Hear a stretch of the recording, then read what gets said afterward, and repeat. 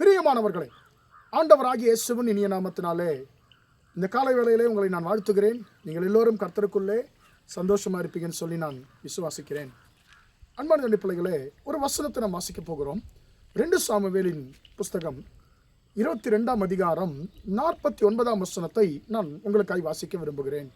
அந்த வசனத்தினுடைய மத்திய பகுதியிலே ஒரு வார்த்தை எழுதப்பட்டிருக்கிறது. எனக்கு விரோதமாய் எழும்புகிறவர்கள் மேல் என்னை உயர்த்தி, எனக்கு விரோதமாய் எழும்புகிறவர்கள் மேல் என்னை உயர்த்தி. அன்பார்ந்த தேவனுடைய பிள்ளைகளே, இதனுடைய அர்த்தம் என்ன? இந்த வார்த்தை யார் சொல்லுகிறது? தாவீது சொல்லுகிறார். இந்த 2 சாமுவேல் 22ஆம் அதிகாரம் 1ஆம் வசனத்தில் நான் பார்க்கிறோம். எப்படிப்பட்ட சூழ்நிலையிலே அவர் அந்த வார்த்தை சொல்லுகிறான்னு சொன்னால், கர்த்தர் தாவீதை அவருடைய எல்லா சத்துருக்களின் கையினின்றும் சவுலின் கையினின்றும் நீக்கி விடுவித்த பொழுது அவன் பாடினதான ஒரு சங்கீதமாக இந்த 2 சாமுவேல் தீர்க்கதரிசன புஸ்தகம் 22ஆம் அதிகாரம் இருக்கிறது. அதில் அவர் சொல்லுகிற அந்த வார்த்தை பாருங்க. ஆண்டவர் என்னை உயர்த்தினார். ஆண்டவரை நீங்க என்னை உயர்த்தி இருக்கிறீங்க. எப்படி உயர்த்தி இருக்கிறீங்க? யார் ஒருவர் எனக்கு விரோதமாய் எழும்பினார்களோ அவர்களுக்கு மேல் என்னை நீங்க உயர்த்தி இருக்கிறீங்க.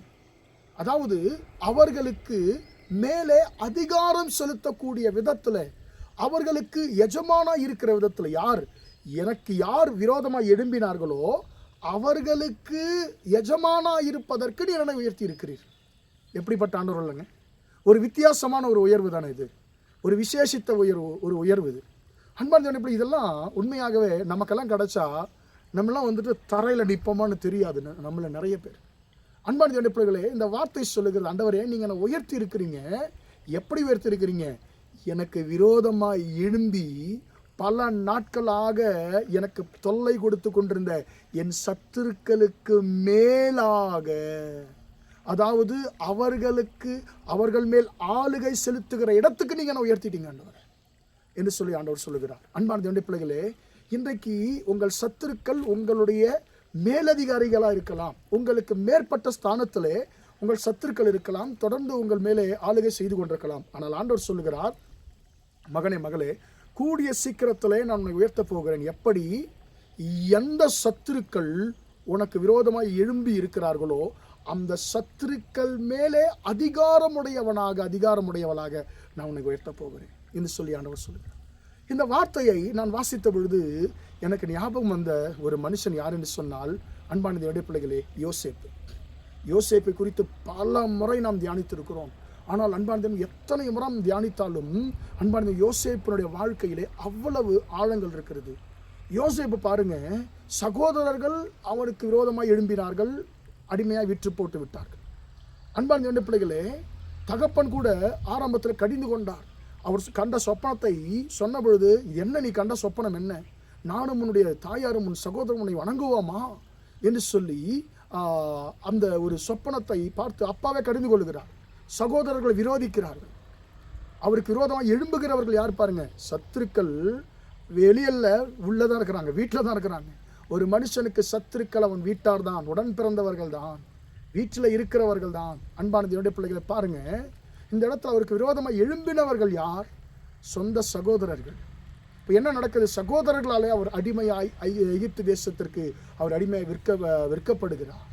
பல இன்னல்களை அவர் சந்திக்கிறார். அன்பான தேவனுடைய பிள்ளைகளே, ஆனால் கர்த்தருக்கு அவர் உண்மையாக இருந்தபடினாலே, பாவத்தை விட்டு தன்னை பரிசுத்தமாய் காத்து கொண்டபடினாலே, அவரே நினைக்காத விதத்தில், யோசேப்பே நினைக்காத விதத்தில் கர்த்தர் ஒரு திடீரென்று சொல்லி ஒரு உயர்வை கொடுத்தார். அது எப்பேற்பட்ட உயர்வு தெரியுமா?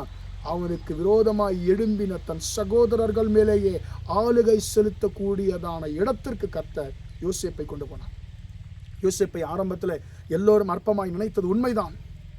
அவர்கள் கண்ட சொப்பனத்தை சொன்ன பொழுது கேட்ட உடனே விரோதித்தார்கள், பகைத்தது உண்மைதான். இனி அவ்வளோதான், இனி இவருடைய வாழ்க்கை முடிஞ்சு போச்சு, யோசேப் என்ற ஒரு மனுஷன் இல்லை என்று சொல்லி முடிவு கட்டி விட்டார்கள். ஆனால் கர்த்தர் யோசேப்பை குறித்து ஒரு திட்டம் வைத்திருந்தார். யார் ஒருவர் உனக்கு விரோதமாக எழும்புகிறார்களோ அவர்களையே நீ ஆளுகை செய்ய போகிறாய். அந்த மனுஷர்கள் மேல், அந்த குடும்பத்தார் மேலே நீ ஆளுகை செலுத்த போகிறாய். அவர்களை நீ ஆளப் போகிறாய். உன் விரோதிகளை நீ ஆளப் போகிறாய் என்றதான ஒரு திட்டத்தை கர்த்தர் வைத்திருந்தார். அன்பான தேவனுடைய பிள்ளைகளே, கர்த்தர் அப்படி அதை செய்து முடித்தார். இன்றைக்கு உங்கள் வாழ்க்கையிலும் கூட யோசேப்பின் வாழ்க்கையிலே செய்த, தாவீதின் வாழ்க்கையிலே செய்த அதே காரியத்தை தான் கர்த்தர் உங்கள் வாழ்க்கையிலே செய்வார். இந்த வார்த்தை சொல்கிற தாவீதுக்கும் ஒரு குறிப்பிட்ட நேரத்தில் சகோதரர்கள் அவருக்கு விரோதமாக எழும்புகிறார்கள். யுத்தத்தை பார்க்க சென்ற தாவீதை பார்த்து அவன் மூத்த சகோதரனாக எலியாப் கடிந்து கொள்ளுகிறான். உன்னுடைய அகங்காரத்தை நான் அறிவேன், நீ ஆடுகளை யார் இடத்துல விட்டாய், யுத்தத்தை பார்க்க அல்லவா நீ வந்தாய் என்று சொல்லி கடிந்து கொள்ளுகிறான். ஒரு தவறும் செய்யலை. யார் ஒருவர் அவருக்கு விரோதமாக எழும்பினார்களோ அவர்களையே ஆளுகை செய்யக்கூடிய விதத்திலே கர்த்தர் தாவீதை உயர்த்தினார், யோசேப்பை உயர்த்தினார். இன்னைக்கு யோசேப்பையும் தாவீதையும் அவருடைய சத்துருக்கள் மேலே ஆளுகை செலுத்துகிற விதத்திலே உயர்த்தின கர்த்தர் இன்றைக்கு உங்களையும் பார்த்து சொல்லுகிறார், மகனே மகளே, உன் வாழ்க்கையிலே தொடர்ந்து சத்துருக்கள் ஆளுகை செய்து கொண்டிருக்கிறார்களா? உனக்கு விரோதமாய் காரணமே இல்லாமல் உனக்கு விரோதமாய் எழும்பிக் கொண்டிருக்கிறார்களா? கவலைப்படாதே, நான் உன்னை உயர்த்த போகிறேன், உன்னை உயர்த்த போகிறேன். உனக்கு விரோதமாய் எழும்புகிறவர்களை நீ ஆளுகை செய்கிற விதத்தில் உன்னை நான் உயர்த்துவேன் என்று சொல்லி கர்த்தர் சொல்லுகிறார். ஜெபிப்போமா? அந்த உயர்வை சீக்கிரத்தில் நாம் எதிர்பார்ப்போமாக. ஜெபிப்போம். இரக்கமுள்ள தகப்பனே, உம்மை நன்றியோடு துதிக்கிறோம், ஸ்தோத்திரிக்கிறோம் ஐயா.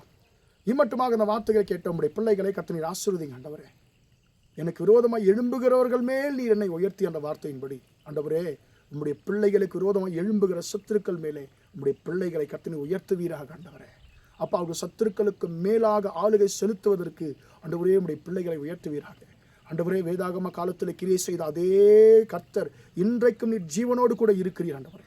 நீர் சதா காலம் உயிரோடு இருக்கிற தேவன் அல்லவா ஆண்டவரே. அன்றைக்கு அந்த பரிசுத்தவான்களுடைய வாழ்க்கையிலே கிரியை செய்த தேவன் ஆண்டவரே, இன்றைக்கு இந்த வார்த்தை கேட்டுக்கொண்டிருக்கிற எங்கள் அருமையான சகோதர சகோதரி வாழ்க்கையிலே நீர் கிரியை செய்ய வல்லவராக இருக்கிறீர் ஆண்டவரே. அப்படி கிரியை செய்ய போகிற உம்முடைய கிருபைக்கா ஸ்தோத்திரம். யாரும் ஆண்டவரேப்பா, யாரெல்லாம் உம்முடைய பிள்ளைகளை வருத்தப்படுத்தி கொண்டிருக்கிறார்களோ ஆண்டவரேப்பா, மனது உடைக்கும்படி செயல்பட்டு கொண்டிருக்கிறார்களோ, இவருடைய முன்னேற்றத்திற்கு ஆசீர்வாதத்தை தடையாக இருந்து கொண்டிருக்கிறார்களோ, அவர்கள் மேல் ஆளுகை செய்யக்கூடிய விதத்தில் தகப்பனே உம்முடைய பிள்ளைகளை சீக்கிரத்தில் நீர் உயர்த்த போகிற உம்முடைய கிருபைக்கா ஸ்தோத்திரம். ஆண்டவரே, இந்த வார்த்தை கேட்டுக்கொண்டிருக்கிற ஒவ்வொருவருக்கும் இந்த ஆசீர்வாதங்கள் உண்டாகட்டும் என்று சொல்லி ஜெபிக்கிறேன். இந்த நாள் முழுவதுமாய் உம்முடைய பிள்ளைகள் செய்கிற எல்லா காரியத்திலையும் உம்முடைய கரம் கூட இருந்து நடத்தட்டும் என்று சொல்லி இயேசுவின் நாமத்தில் ஒப்புக் கொடுத்து ஜெபிக்கிறேன், ஜீவனுள்ள நல்ல பிதாவே. ஆமென், ஆமென். பிரியமானவர்களே, கர்த்தர் உங்களை ஆசீர்வதிப்பாராக. Praise the Lord, praise the Lord.